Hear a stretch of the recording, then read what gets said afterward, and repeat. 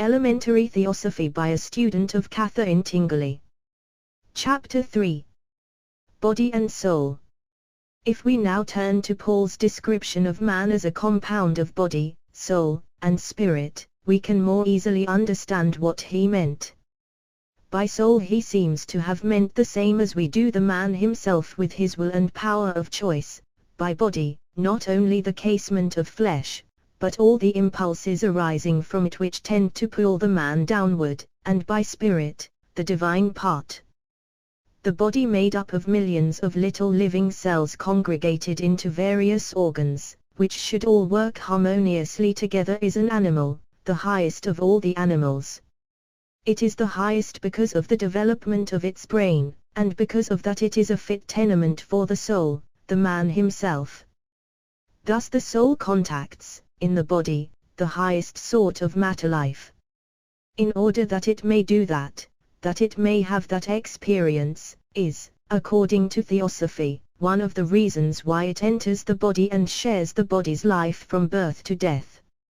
In order to understand its entry, let us imagine a countryman suddenly set down for the first time in the midst of a thronging city. People are hurrying in every direction. There are 1,000 sounds at once, voices, the feet of horses, the roar of vehicles. Accustomed to the quiet of the country, the man would be dazed by so much activity, he would hardly know himself. His usual current of thoughts would be broken up. It would seem to him as if he would never find his way through the maze of streets. Altogether it would be a sort of new birth for him, the confused beginning of a new life. In the eyes of a newborn infant we can sometimes see signs of a similar bewilderment. The soul is just then beginning to enter the little body. The body is alive with the intense life of all its millions of active cells and organs. Besides all the growth and activity that is going on in the body itself, the senses are opening and stirring and bringing in all the new sights and sounds of the outer world. Is it not natural that in all this rush of new experiences, the soul should forget itself and the world it has just left? To return to the illustration. After a while, beginning to understand his new surroundings, the man would begin to take pleasure in them and be absorbed in them. Laying aside all his old country habits and thoughts, he would enter thoroughly into the new life of the city. He would become accommodated to its ways and dive into the rushing stream of its business and activities. His nature might seem to change altogether, and in a few years he might have lost all trace and almost all memory of having lived the quiet life of the country. And so again with the soul. During the first few years of its new life, after the first confusion has worn away, it becomes thoroughly absorbed in the life of the body. Its pleasures are those of the body, its aims are mostly to get more of these pleasures, its thoughts and feelings are all occupied with the world of which its body is a part. It thinks of the body as itself and of itself as the body. The higher life it had before birth is quite forgotten. And as it grows older into manhood or womanhood and the strain of our modern competitive life begins to be felt, its absorption into the world becomes completer. All its ambitions may be directed to getting things for the body's comfort and luxury. Its forgetfulness of the other life may be so complete as to lead to disbelief in it altogether, to materialism. At best, the memory of the other life is so vague that there are no details, no clear picture. It is so vague that we do not know that it is memory and call it faith.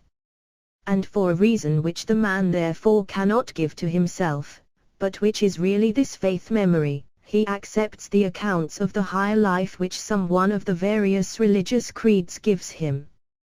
But curiously enough, though all the creeds speak of the soul entering a higher life after death, some of them say nothing of the soul leaving the same higher life at birth.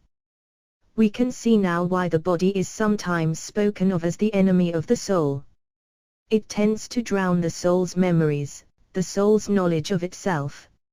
It often paralyzes the will, substituting for the will some passion of its own, for example, to get money or position. Such people are really slaves, not masters, though they only know their slavery when they try to free themselves, when they try to use their will to conquer the master passion. We must remember that though the body is an animal, it is an animal which has become humanized through the presence of a human soul in its midst. The soul lights up in it a higher intelligence than it could ever have gotten as a simple animal. And so it has thoughts and aims which are not possible to any of the simpler creatures below man.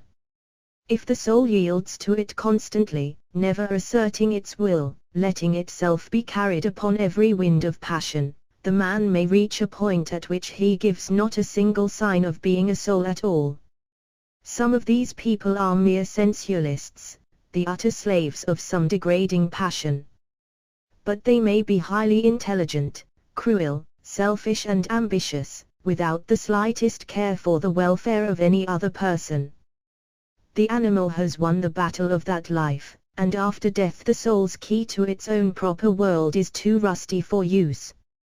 It is by resisting passions, by resisting selfishness, and cultivating compassion and brotherliness, by constant aspirations, and by trying to live the life of the higher nature, that the soul comes while in the body to a knowledge of itself and its immortality.